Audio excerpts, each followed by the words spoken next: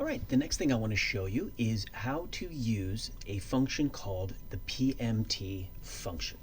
Okay, so I'm going to reset this. I'm back to $6,500 here with a down payment of 10%, and this is how much I'm going to finance.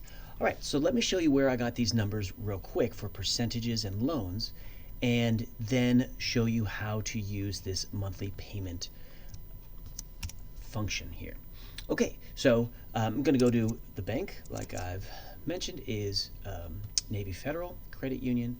And in case you need to see this again, where I came from, I go to the loans. But you're going to find this in different menu options for different banks. But I'm looking for auto loans. And notice I don't want to log in. I don't want to apply. I just want to view the rates. And if a bank doesn't allow you to view the rates, then don't bother to use it. Okay. All right, so notice for this case, we're not buying a new vehicle. We're not buying a newer used vehicle. We are going to buy a used vehicle here. So I'm going to be using these numbers. Notice I don't have an option to do higher than 72 months. Again, 72 months is 6 years. So I can't do a 7-year loan, 8-year loan, etc. Okay? So let's see here. If I'm going up to 36 months, I'm going to use this rate right here. So for 24, I'm going to change that to a 3.79%. Okay.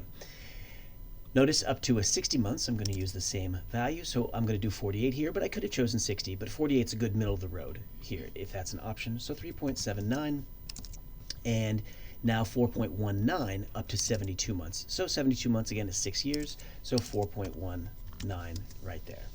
Okay, so what's monthly payment? Now, first off, if you haven't already discovered the help menu, please use that frequently, and this will tell you the format for how to set up whatever function you're dealing with. So here's the payment right here.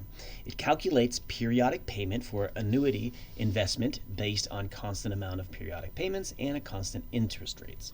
So interest rates aren't changing, and you're paying once a month, you're paying once a year, something like that. So in this case, instead of an investment, we're talking about more of a car payment, and we're going to use the same thing. So notice what it says here: rate, so that's going to be our percentage rate, the number of periods, so how long we're paying, present value, and then the brackets here just mean options, okay? So we don't have to put in those.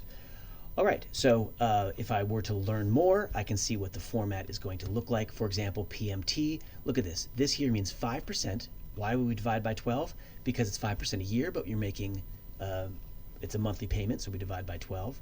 And then this one here is saying someone's paying for 30 years, so it looks like they're buying a house.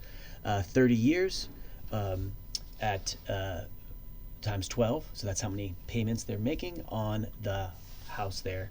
That is $100,000, or maybe this is an investment and that's how much they're going to make. Okay, so let's apply that to our scenario here.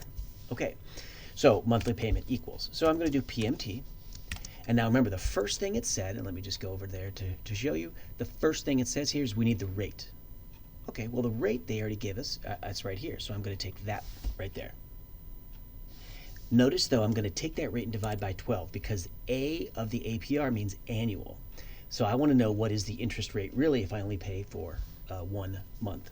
Now we do comma, and that's what it has here. So we have rate and then the number of periods. How long are you going to pay? Well, we have that number already in our chart right there. It's the 24. So I'm going to click on that, comma, and then here it says the present value. How much is it? How much have I financed right now? In this case, I'm going to use the 5850 up here. So click on that. Okay, and hit end parenthesis, boom. And notice, oh, I wasn't expecting a negative. Why is it negative? Well, negative is because that's how much I am paying. So I'm going to, instead of do negative there, I want to make it positive. So if you do ABS, that means absolute value. So begin the parenthesis, and at the end of the whole formula, put end parenthesis, and now we get a positive version of that. Great. Notice if I were to now use the autofill here, what would not happen is so this would come down, this would come down, this would come down. This APR would come down when it gets pulled down, but so would this 5850, but there's nothing under here to come down to.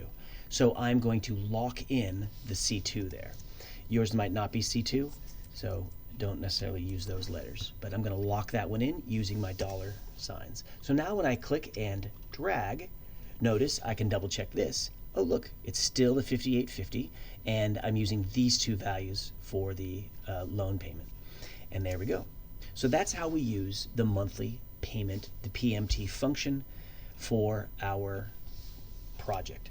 The total finance charge really is just going to be how much money are they charging me. So I'm borrowing this money, but this is is what I'm paying per month. So watch this. In fact, I can do the total cost over here first. So the total cost of the car really is going to be, let me change that. Let me do the total finance charge here first. Okay, so I'm going to pay this amount per month, but how many months am I doing this for? 24. So that's going to tell me how much money total that I'm paying to pay back that money, but I have to subtract how much I borrowed. Okay, so notice here, this is going to be $233. That's how much rent I'm paying on the money, essentially. I'm going to ignore this suggestion here.